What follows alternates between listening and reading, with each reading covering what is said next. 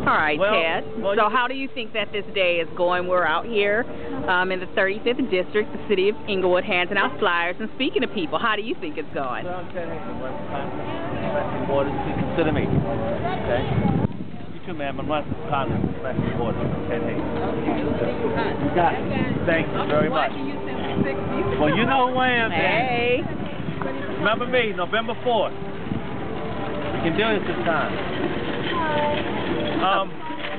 What I was saying was what's working in my favor that does not work in favor of other candidates who's running against Maxine Waters. I've got a name recognition out here.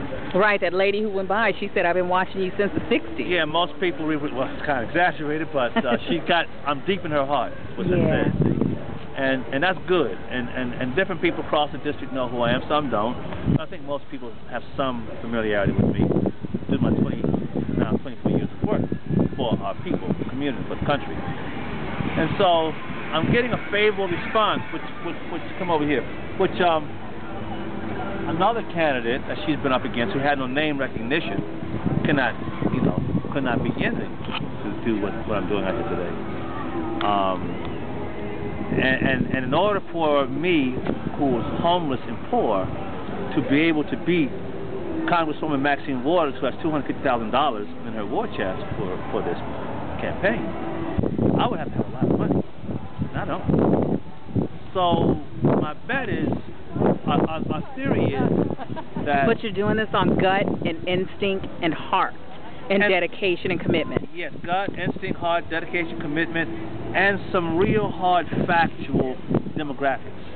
Again, most people in the district have heard of seen me, and they think positive of me. When they go into the polling booth, now they've had a week already now, they'll have 3 weeks to look at the sample ballot and consider my name being at the top of the ballot, and then hers under mine with another person between us. Mm-hmm. When they get to the polling booth, and they push, and they see my name, then the chances are that, and if I can get half of her votes, just because they want change, if they don't like me, but they want change from her, I can have, I win. Because we have not yet counted all the independents out there. Right. And the kind of states, and of course the faithful Republicans who are out there. So my numbers should look good on election night, and I should be the next congressperson of this district. What makes the difference? Now, of course, only God can make this happen. And it's totally in His hands. I did not run a typical campaign. I don't have the money. But I am on the ballot. I do have a name. That's the difference. I have a name. I'm on the ballot. Now it's up to God. And if He illuminates my name to each voter, and I win this election, that means He wants me on Capitol Hill to defend our people and our nation. Because whether it's Obama or McCain, somebody has got to be on that hill to defend us.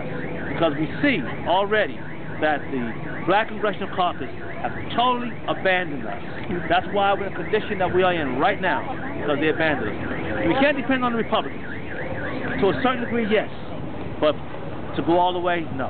So I got to be there. That means God wants me there. If I don't win, depending on how much I lose by, that will sober me up as to what my influence and my work has been in the community, how far-reaching it is, and what my realistic goals are. What can you do?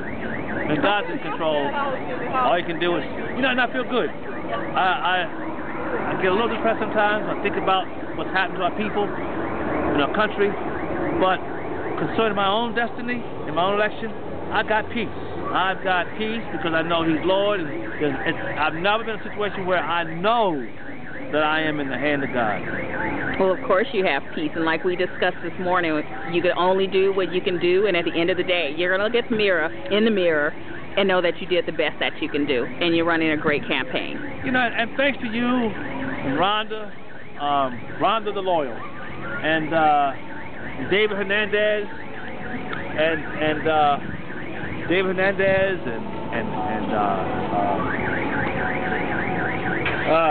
all the other folks who've been helping out. James, Karen, Elsie, Snyder, Sandy Need, lots of people, Brenda.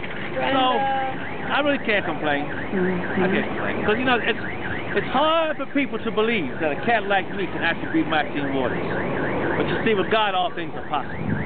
So One plus God is the majority. So true. So we're going to see something here in the next week and a half. If I win, look out, DC. Look out. I'm rooting for you, hon. Yeah, that's how God's rooting for us. Okay, let's get back to campaign.